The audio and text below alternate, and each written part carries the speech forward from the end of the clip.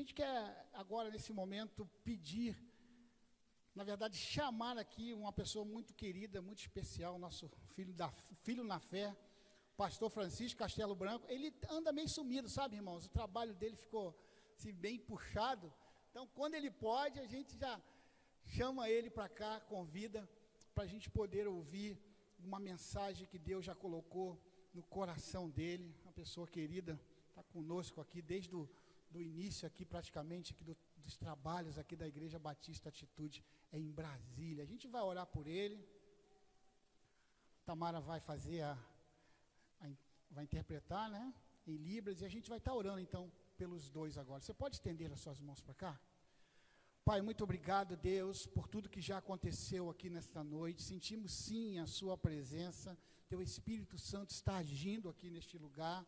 E agora, Deus, aonde teu filho, o pastor Francisco, trará a mensagem desta noite, a mensagem que o Senhor já colocaste em seu coração. Use o teu filho agora de uma forma sobrenatural, Senhor, que ele possa colocar aqui, e que ele seja escondido atrás da sua cruz, para que, inspirado pelo teu Espírito Santo, ele fale aos nossos corações nessa noite.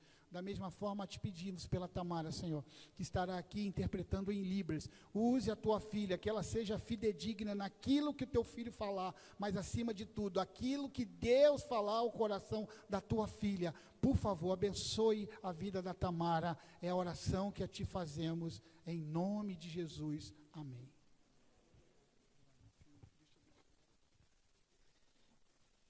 Shalom para todos, que Deus possa nos abençoar, conforme foi orado nesta noite.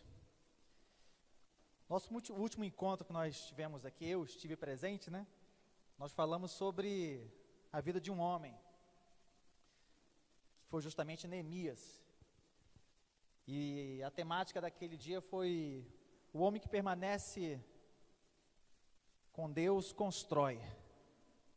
Foi o nosso último encontro na época, e eu abordei sobre a vida de Neemias, e fiquei pensando sobre a vida deste homem, e Neemias sempre me traz à memória algo interessante, que a vida dele poderia dar tudo errado. Poderia dar tudo errado pelo que aconteceu com a família dele. Neemias era um dos filhos de um homem chamado Acalias. E ele não conhecera a cidade natal dos seus pais. Acalias é deportado para a Babilônia, juntamente com a sua esposa, e lá na Babilônia, no ano 430 a.C., no período que nós chamamos o cativeiro babilônico, judeus ficam exilados na região da Pérsia. E nesse tempo foi um tempo caótico porque as orgias já estavam presentes na região da Babilônia. Haja vista que um grande historiador grego chamado Heródoto já disse que, em suas pesquisas na Babilônia, num tempo determinado, as mulheres eram praticamente obrigadas, pelo menos uma vez, a saírem dos seus lares e irem para um templo de uma deusa pagã chamada Afrodite, e lá diante de todos ter relação sexual. Todas eram obrigadas. Neemias poderia ser maculado e ir lá nessa região, lá na Babilônia. Acalias tem um filho. Acalias no hebraico significa esperado por Deus. Acalias tem um filho, e quando olha para aquele bebezinho, disse: o nome dele será Neemias, consolado por Deus. Diante de um tempo caótico, Acalias percebe que Deus ia consolar a família dele através de Neemias, porque Neemias significa consolado por Deus. Então Neemias não conhece a cidade de Jerusalém. Ele nasce na Babilônia, conviveu com templos pagãos, possivelmente viu chorando mulheres saindo dos seus lares, tendo relação com outros homens. diante da deusa Afrodite, ou do templo da deusa Afrodite. Era muito triste aquele momento. E nós conhecemos todo o contexto. Esse menino cresce, torna-se um adulto. Diante de um rei, o rei de alguma maneira percebeu algo diferente naquele menino. O convida para ser copeiro dele. Artaxerxes agora tem o seu braço direito. Tudo que ocorre se move para a vida de Neemias, o consolado por Deus. Quem é esse Artaxerxes? Quem é esse rei do período persa? Filho de Assuero, casado com Ester. Assuero possivelmente contou a história dos judeus para Artaxerxes. Meu filho, num dia eu conheci uma mulher. Ela foi até atrevida, mas eu tomei conta dela. Ela jejuou, ela orou.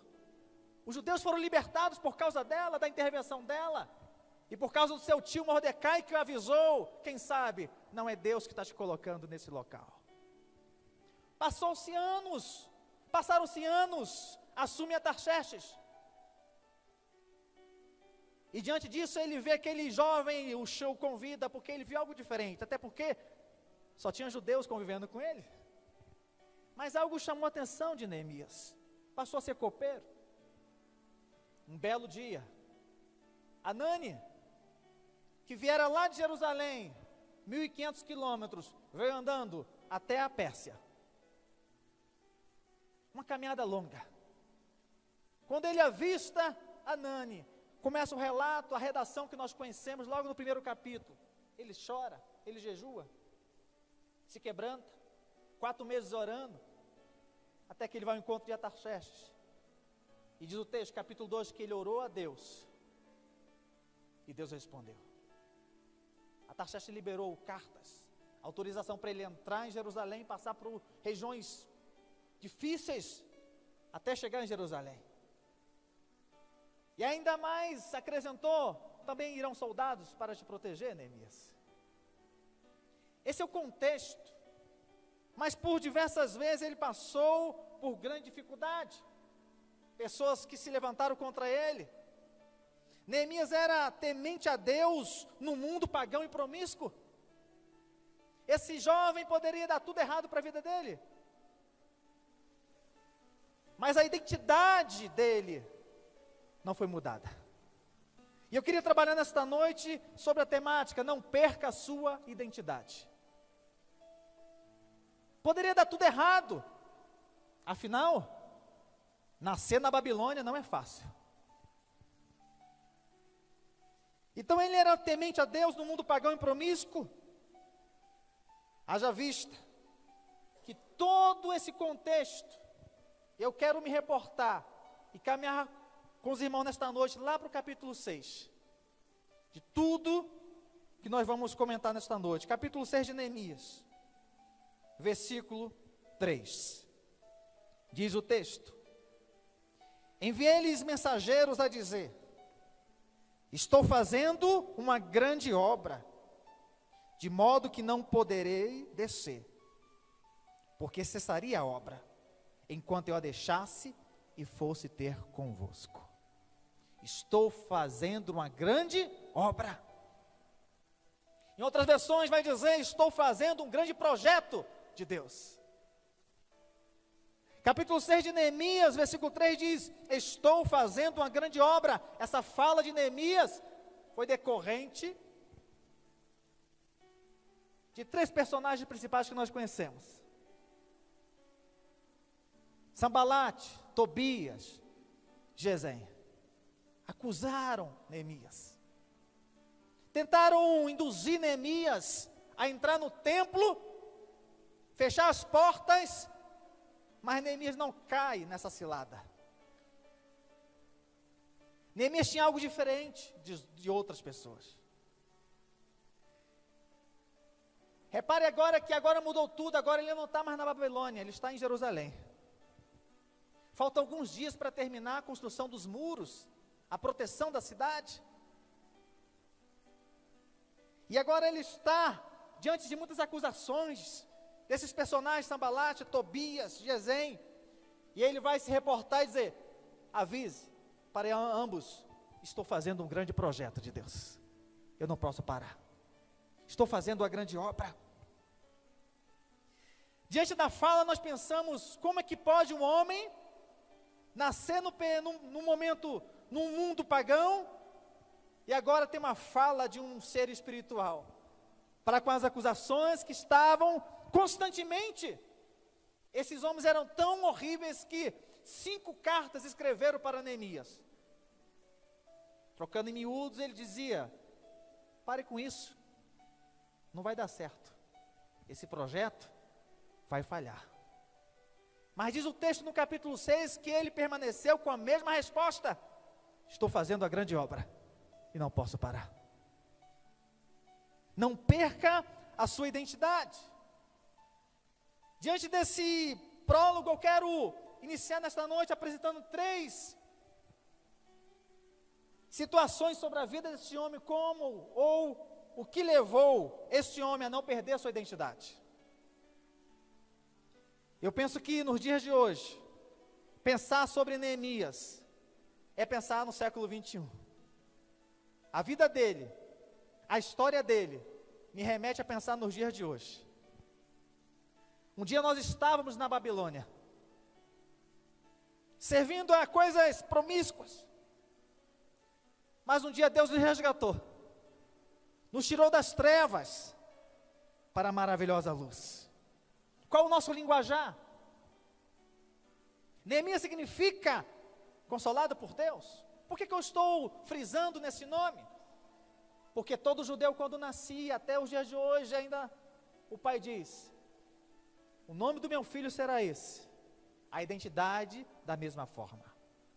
Então, quando Acalias colocou o nome de Neemias, está dizendo: a identidade do meu filho será consolado por Deus. E eu quero pensar alguns princípios importantíssimos na vida de Neemias. Ele era um homem de fato de identidade, mas onde ele forjou essa identidade? Ele forjou essa identidade em algo talvez muito simples, às vezes, mas tão difícil para muitos. Esse homem foi forjado, a identidade dele foi forjada na oração.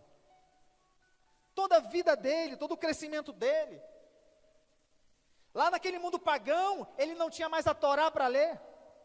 Naquele mundo pagão ele não tinha mais como adorar, não tinha mais sinagoga, só tinha templos pagãos, as sinagogas foram destruídas.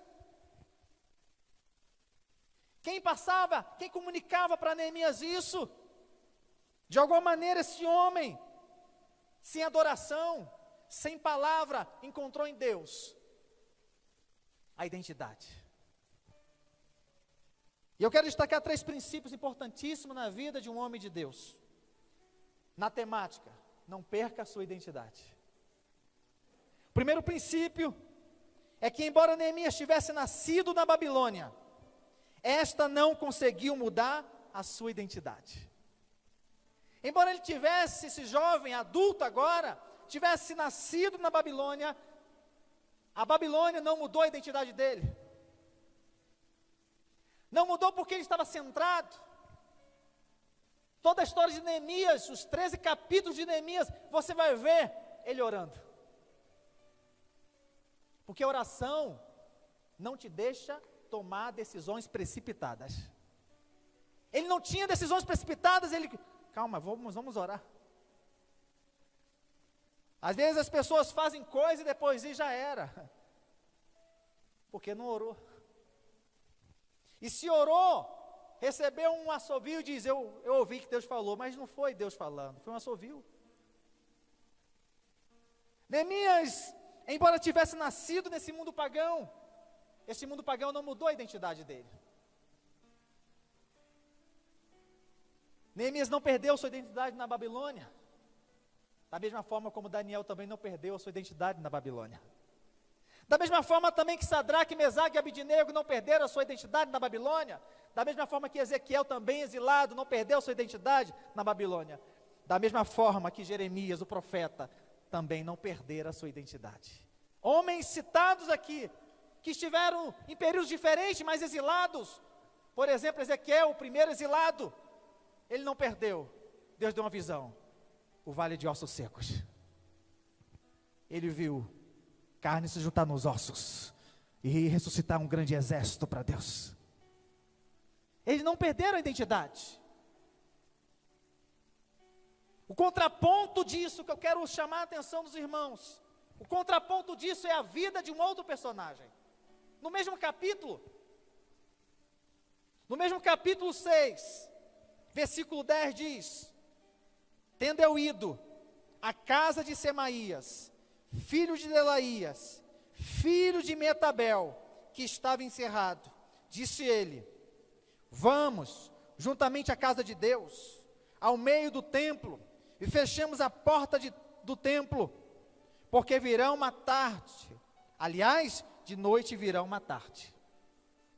Quem é esse homem que aparece na vida de Neemias? O pai dele é Delaías, um sacerdote. Neemias apresenta-se diante de Semaías, que é morador de Jerusalém. Tem dois mundos diferentes aqui. Um que nasceu na Babilônia e outro nasceu em Jerusalém. Filho de sacerdote. Semaías conhece a história de Neemias. Conhece a história de 3 personagens que todos os dias estavam atentando, literalmente, Neemias. Semaías rapidamente diz: Neemias, vem cá, vamos ao templo, vamos ficar dentro do templo, vamos trancar as portas, porque à noite vão te matar. Mas diz o mesmo texto, no verso seguinte, que Neemias sentiu que aquela palavra não era de Deus. Aí nasce o primeiro dom profético na vida de Neemias: discernimento de espírito. Nasce o discernimento de espírito de Neemias, e ele detecta algo mais. Ele não só detecta que Semaías é mentiroso, mas detecta que Semaías foi corrompido por Sambalate e Tobias. O verso seguinte nos diz: porém eu disse, homem, como eu fugiria? E quem é como eu, que entre no templo para que viva? De maneira nenhuma entrarei. Então percebi que não era Deus quem enviara tal profecia. Falou ele contra mim, porque Tobias e Sambalate o subornaram. Temos 2 mundos aqui. Um que nasce na Babilônia e não perdeu sua identidade. O outro entendia tudo de Torá, entendia tudo de mandamento, mas foi subornado e aceitou. Mas pasmem, mais uma vez quero te chamar a atenção. Semaías, o nome Semaías no hebraico é Shemaiah. Shemaiah significa aquele que é ouvido de Deus. O pai dele, Delaías, quando colocou o nome, diz: o meu filho vai ser ouvido de Deus, vai ouvir só o eterno. Ele não vai ouvir os homens, ouvirá só o eterno. Mas agora o ouvido de Semaías, haja vista que Shemaiah é do mesmo radical de Shemuel, daí surgiu Samuel, ouvido de Deus. Esse homem tinha tudo para dar certo também. O outro tinha tudo para dar errado. Esse tinha tudo para dar certo, porque além do mais, ele era filho de sacerdote. Filho de Delaías, que no hebraico significa projetado por Deus.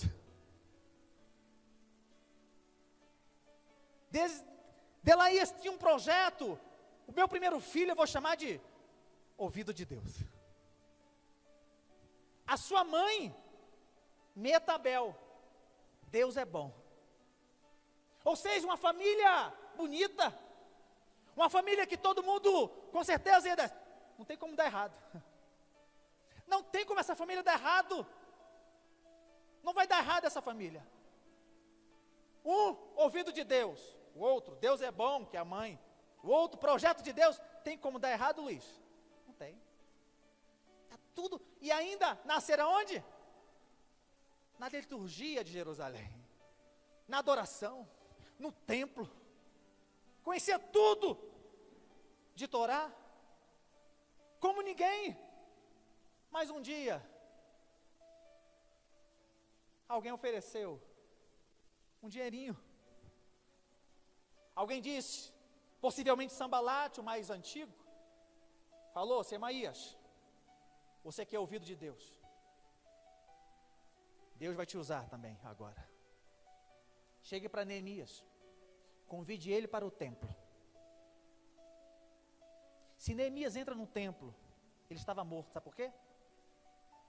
Porque no contexto, só o sacerdote tinha autorização para entrar no templo. Neemias não era sacerdote. Se fosse Esdra, é outra coisa. Uma cilada. Semaías agora não é mais ouvido de Deus. Ele ouvia Góis. Agora ele estava ouvindo Sambalate. Ele estava ouvindo Tobias.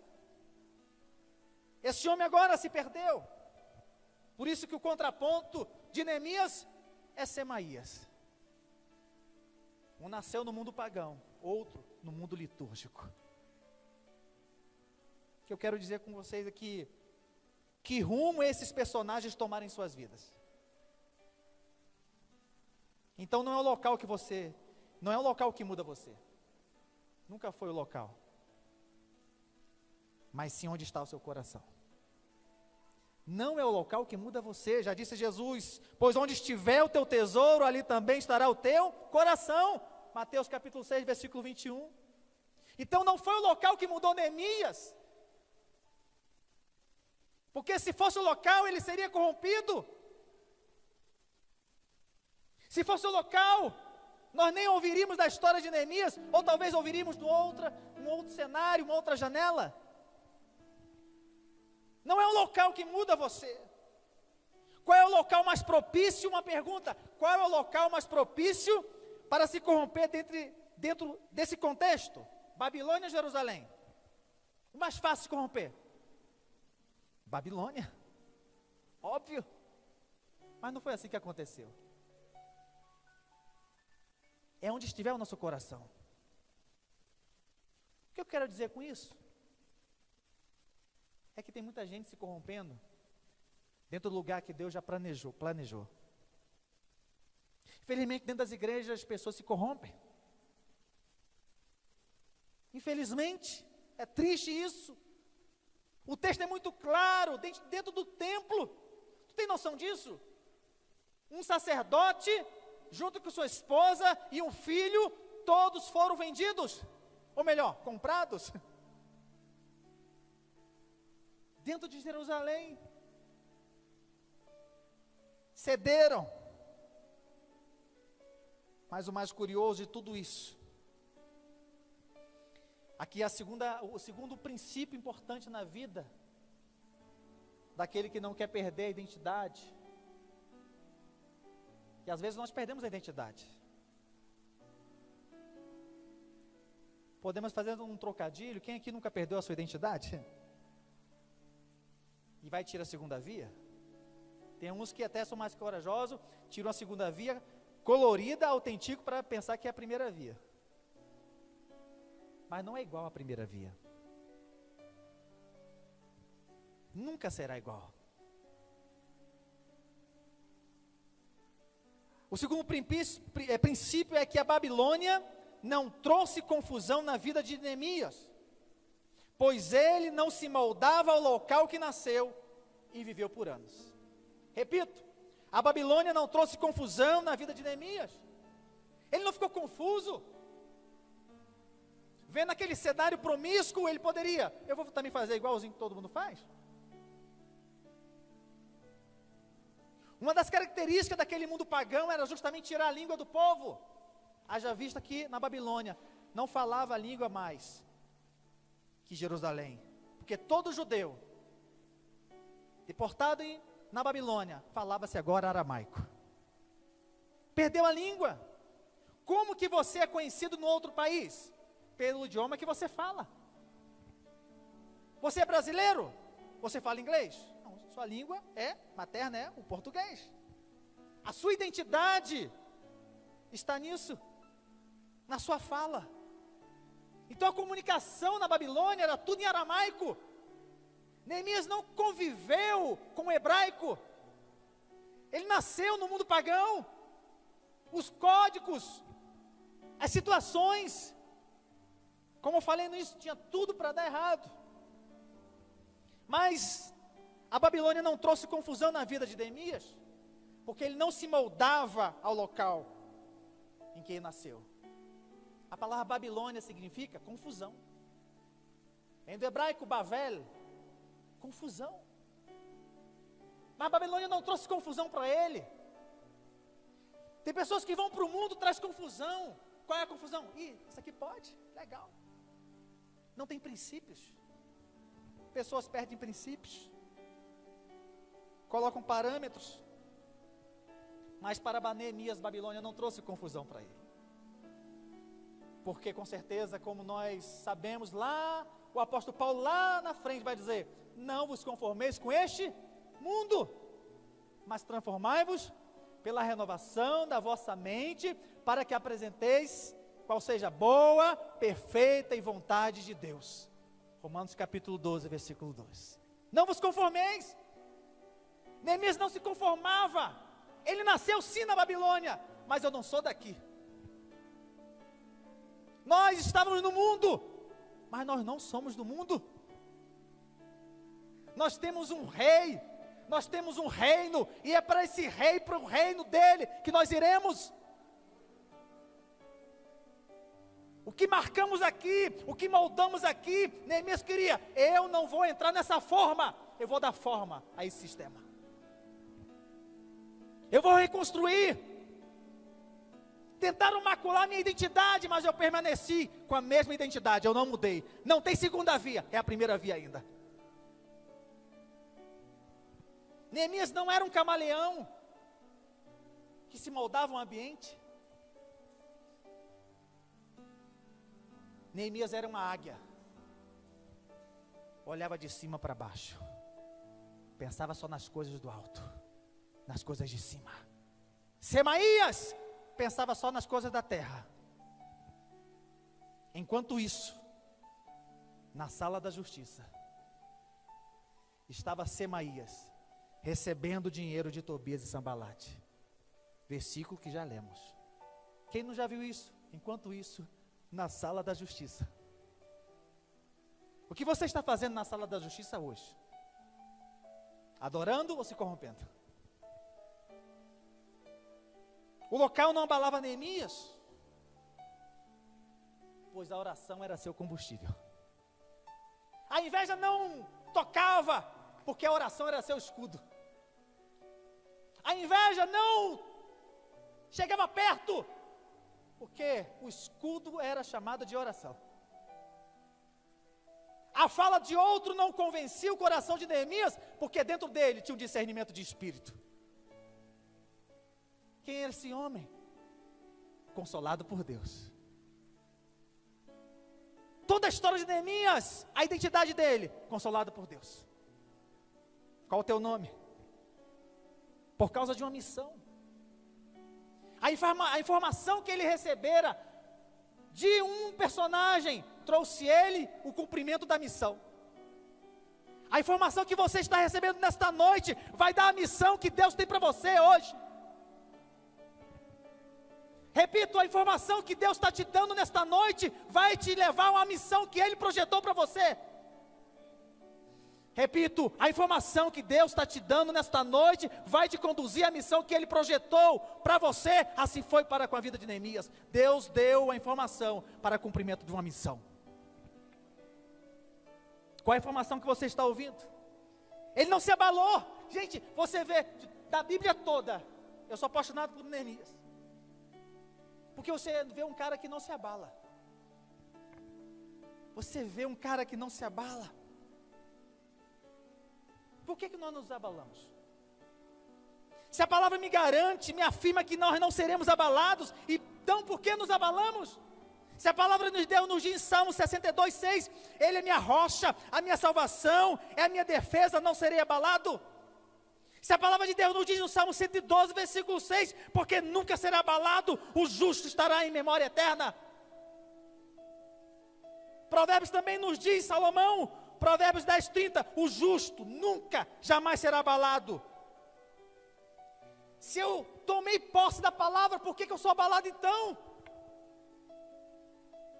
Se a palavra de Deus nos afirma que nós não seremos abalados, retomo a pergunta, então por que nos abalamos? Porque falta o combustível. Quem vive orando, não se abala. Pergunte para você mesmo, nos dias que você se abalou, o que faltou para você? Pergunte, faça uma endoscopia espiritual. No dia que eu me abalei, o que eu estava fazendo antes? Eu estava talvez pensando em ir para a Babilônia. Eu queria convidar o ministério, nós vamos louvar o Senhor. Nós temos que tomar posse da palavra que diz que nós não seríamos abalados. Neemias não foi abalado por Sambalate, por Tobias, por Gesem. Neemias não foi abalado por Semaías. Toda vez estou fazendo a grande obra, eu não posso parar. Estou fazendo um grande projeto. Estou fazendo a grande obra. E eu não posso parar. Tem uma música que diz, se nós vamos louvar, diz que confiando em nosso Deus e em seu eterno amor, não seremos abalados. Se a nossa vida for do início ao fim regado por oração, pode vir até o capeta, que nós não seremos abalados. A fala continua a mesma, porque a oração de Neemias, a vida de oração de Neemias venceu a persistência de Sambalate, Tobias e Gesem. Quer vencer a persistência do inimigo? Só ore. A persistência do inimigo não consegue vencer a oração. Um dia Jesus orou. Um dia tentaram Jesus, ele orou. E quando te tenta, o que é que você faz? Ore a Deus, cante essa canção, que seja profética para a sua vida. Que através dessa canção Deus ministre teu coração firmeza, coragem. Não seremos abalados.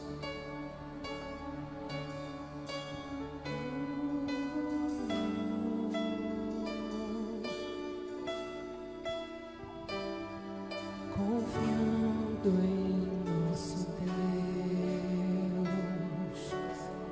em seu eterno amor, não seremos abalados, não seremos abalados, não seremos abalados.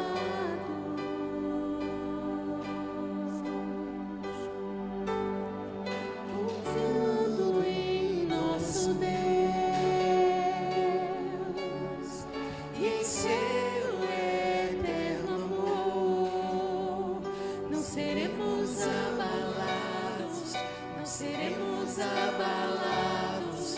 seremos abalados.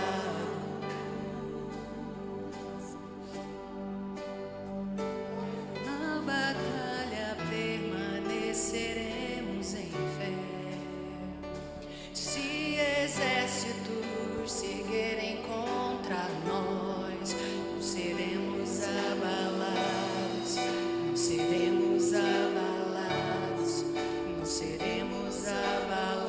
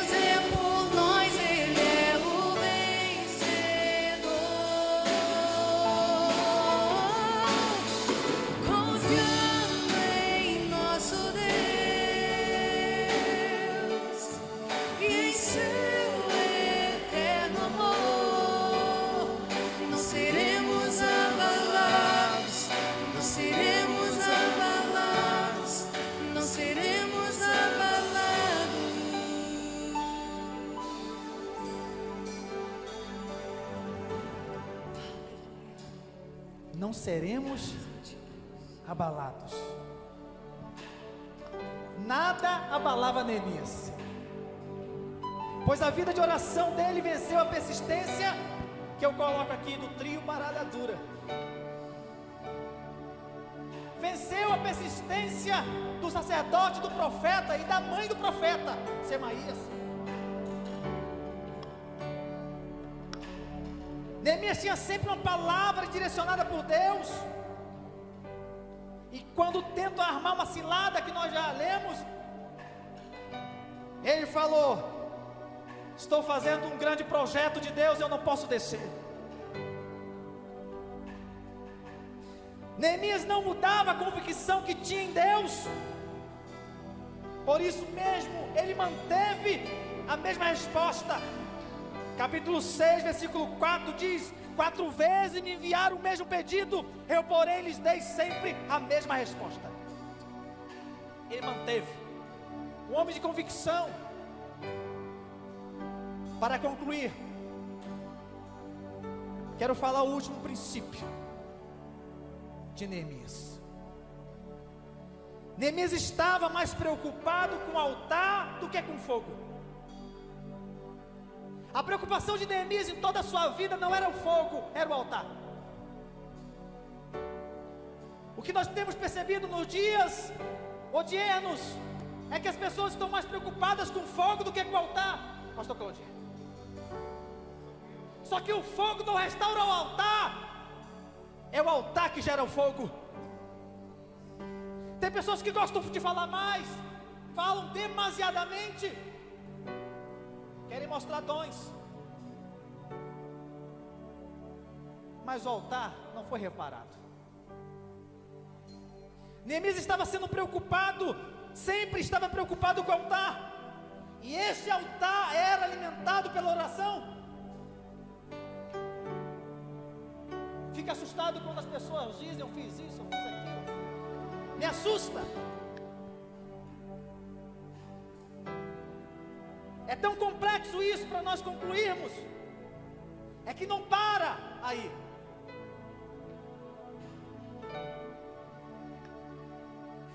Versículo 12 diz, versículo 13 do capítulo 6 diz: para isto subornaram, para me atemorizar, e para que eu assim viesse a proceder e a pecar, para que tivesse motivo de me infamar e me vituperar.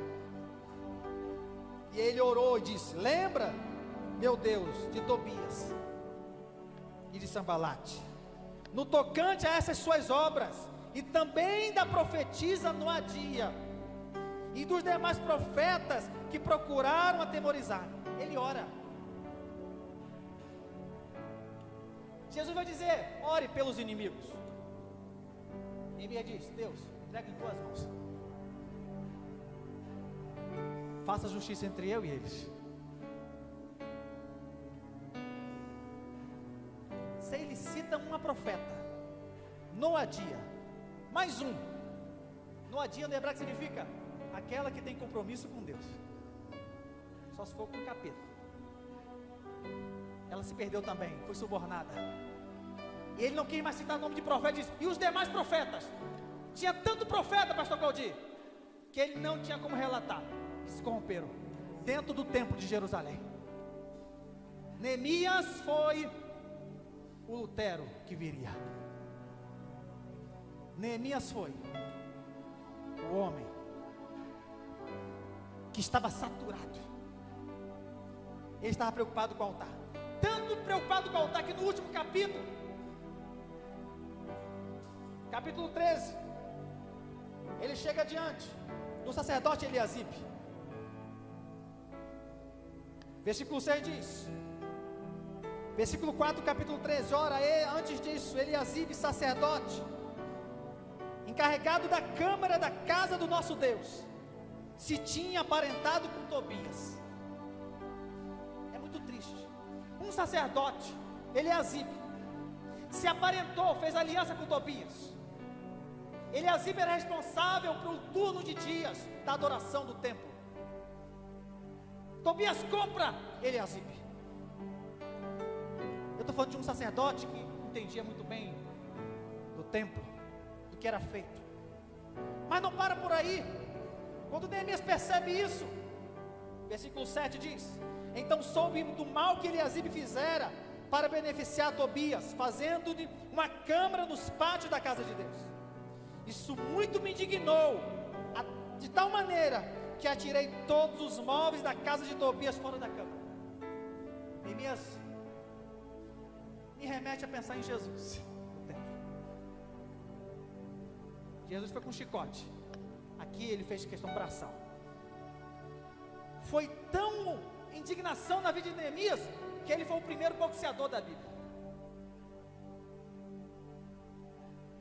Ele foi o primeiro homem, Samuel, que olhou para os caras nessa indignação e saiu literalmente socando todo mundo. E além de socar, literalmente dar socos, ele arranca os cabelos dos homens.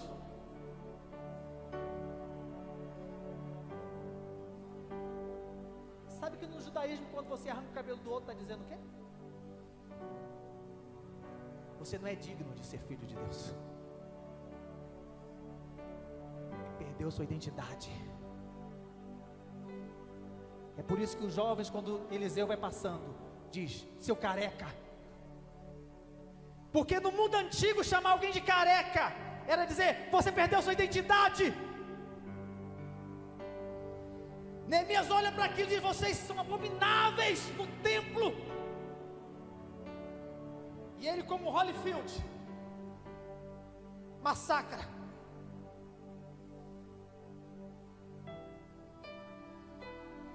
Versículo 23 diz: vi também naqueles dias que judeus haviam casado com mulheres asdoditas, amonitas e moabitas. Seus filhos falavam meio asdodita e não falavam mais judaico, mas a língua dos seus respectivos povos. Contendi com eles, os amaldiçoei e espanquei alguns deles, e lhes arranquei os cabelos, e lhes conjurei por Deus, dizendo: não darei mais vossas filhas e seus filhos, e não tomareis mais suas filhas, nem para os vossos filhos, nem para os vossos mesmos. Ele está dizendo: vamos separar isso. Judeu casa com judeu. Era um homem santo, era uma águia, pensava só nas coisas que vinham de cima. Ele quebrou o pau, e Deus aprovando, porque ele estava mais preocupado com o altar, não era com fogo não. Possivelmente Eliasibe, quando entrava, com certeza como sacerdote ele lia a Torá. Assim diz o eterno Deus: faça isso, faça aquilo. Neemias não estava preocupado com fogo, ele estava preocupado em restaurar o altar. O altar é primordial.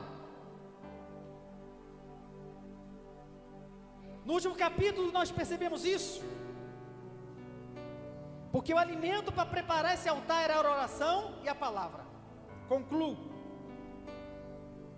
E aí no versículo 26 diz: não pecou nisto Salomão, rei de Israel? Todavia entre muitas nações não havia rei semelhante a ele, e ele era amado de seu Deus.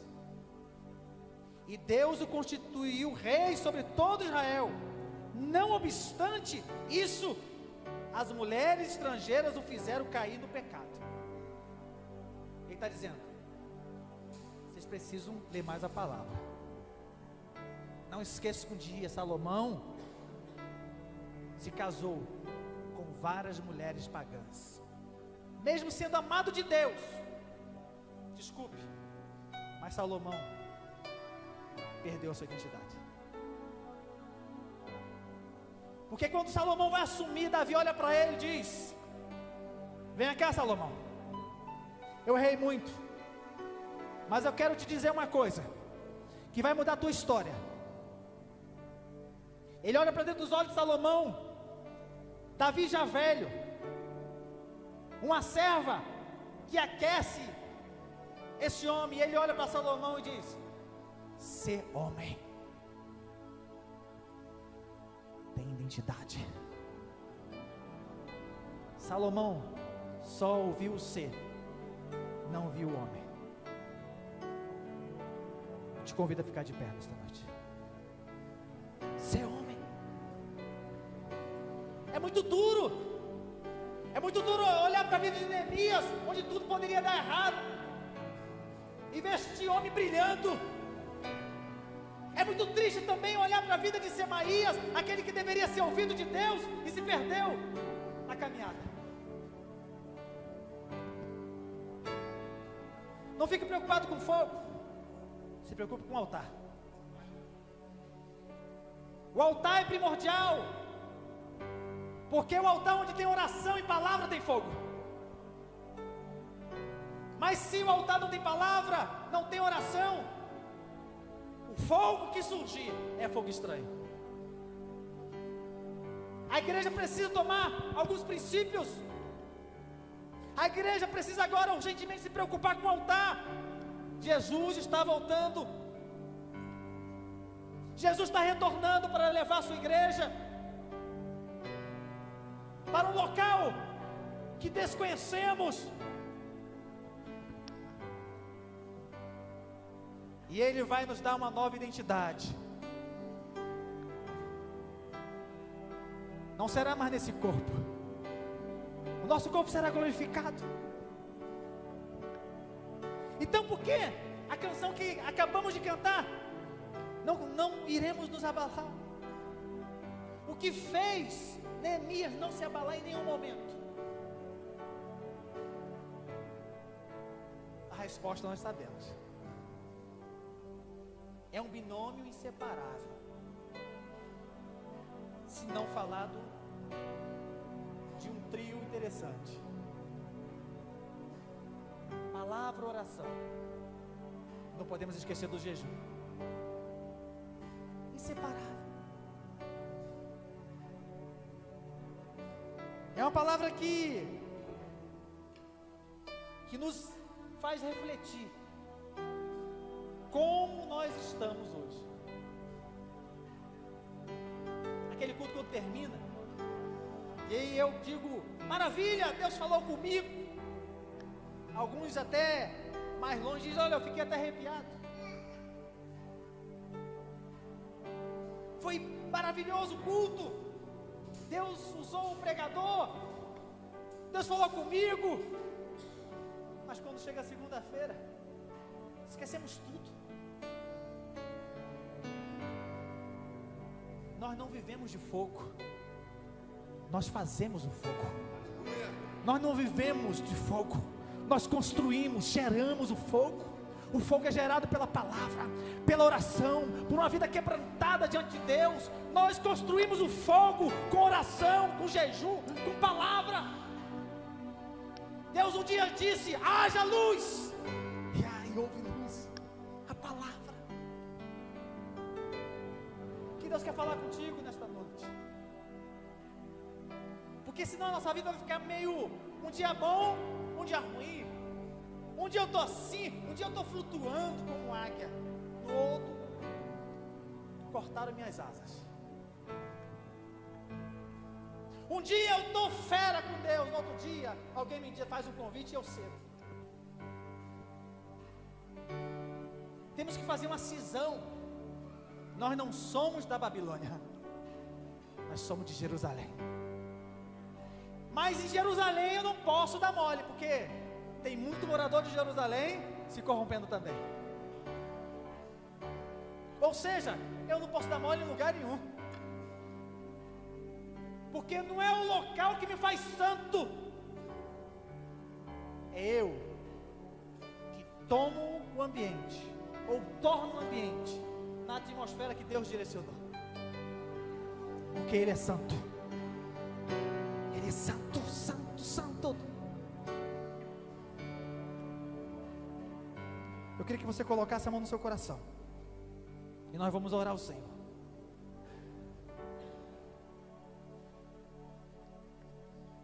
Porque nós temos que tomar posse, como nós aprendemos. Nós não seremos abalados. A igreja não se abala. Não pode se abalar. as notícias que chegam para a sua vida, você não pode se abalar. Mas, para eu não me abalar, os princípios foram dados. E que princípios de Deus? Por isso, Deus, nós te louvamos, ó Pai. Te bendizemos, te exaltamos, te glorificamos pelo Deus que Tu és em nossas vidas. Primeiramente, queremos te pedir perdão pelos nossos pecados, falhas, pensamentos, olhares que não são olhares do Teu centro, do centro da Tua vontade. Te pedimos perdão pelos nossos ouvidos, pelo aquilo que nós ouvimos. Te pedimos perdão pelo aquilo que nós falamos, que não foram orientados por Ti, Pai. Perdoa-nos, ó Deus. Nós queremos nesta noite, Deus, como voz profética, sermos o Teu altar nesta noite, ó Pai. E queremos, ó Deus, fazer algumas cisões dentro de nós, ó Deus. Que a Tua glória venha e inunde a nossa vida, Deus, de tal maneira que possamos tão somente ser os Teus ouvidos, que possamos entender a essência do Teu Santo Espírito dentro de nós, ó Pai. Deus, continua nos convencendo, porque um dia o Teu Filho Jesus nos disse que enviaria o Consolador, e Ele enviou, Ele vive em nós, e Ele vai nos conduzir a toda a verdade. Traz em nós o arrependimento, não deixa-nos confusos, Espírito Santo. Gera em nós um espírito quebrantado, um espírito sensível à Tua voz. Lança de dentro de nós todas as mentiras, todas as injúrias, falsidades. Arranca do centro tudo isso, para que a Tua glória seja manifesta em nós, para que a Tua igreja experimente um verdadeiro avivamento, para que a Tua igreja se preocupe mais com o altar, Deus, para que de fato haja um fogo genuíno, um fogo do Teu Santo Espírito. Restaura a Tua igreja, Espírito Santo. Restaura a Tua igreja, Pai querido, porque é uma urgência. Maranata, Maranata, ora, vem, Senhor Jesus. Vem logo, Jesus. Nós Te aguardamos, ansiosos. Vem logo, Santo, Santo. Vem logo, Santo, Kadosh. Ruach HaKodesh, Espírito Divino, vem logo. Faz-nos sentir a Tua glória. Deus, tem pessoas aqui, Deus, que estão por um fio. Sara essa alma. Cura, Deus. Cura, Deus, essa alma. Espírito Santo, a Tua igreja precisa de algo novo. Nós acabamos de cantar, tomamos posse da Tua palavra, que nós não seríamos abalados. A Tua palavra nos garante que nós somos justos e nós não seremos abalados. Ajuda-nos, ó Deus, em nossas fraquezas. Ajuda-nos a não tomarmos decisões precipitadas, mas que sejam balizadas pela oração, mas que sejam balizadas pela Tua direção, pelo Teu direcionamento. Deus, abra a nossa mente, transforme a nossa mente, dá-nos, como nós pedimos, um espírito quebrantado. Por isso oramos, ó Deus, Te agradecemos, porque todo esse movimento, todo esse culto, continua sendo para a Tua glória, para o Teu louvor, para a Tua adoração, porque a nossa igreja, a Tua igreja está mais preocupada com o altar, e precisa estar mais preocupada com o altar, Deus. Deus, o mundo não vai trazer confusão para nós, ó Pai. O mundo não vai trazer confusão, mas o Senhor confunde a cabeça, a mente dos sábios, ó Pai. Por isso, Deus, bendito é Teu nome, louvado seja Teu nome, maravilhoso és Tu, Pai. E que cada vida aqui, Deus, presente, sinta o teu toque diferente. Para uns o Senhor vai tocar curando as feridas, em outros o Senhor vai tocar levantando, em outros o Senhor vai tocar restaurando a saúde, em outros o Senhor vai restaurar a mente agora, Pai. Em outros o Senhor vai restaurar, Deus, a coluna. Em outros, ó Deus, o Senhor vai restaurar os olhos. Tu és o Rafa, Tu és o Deus que cura até os dias de hoje. Outros, essa dor de cabeça que ele está sentindo agora, essa dor forte, ó Deus, que ele se pergunta de onde vem essa dor. Deus, restaura agora em nome de Jesus Cristo. Tu és o Deus de cura, Tu és o Deus de poder. Nós não seremos abalados, nós não seremos abalados. Louvado seja o Teu nome, bendito seja o Teu nome. Aplauda ao Senhor, aplauda, louve ao Senhor em nome de Jesus. Louvado seja o Teu nome, em nome de Jesus.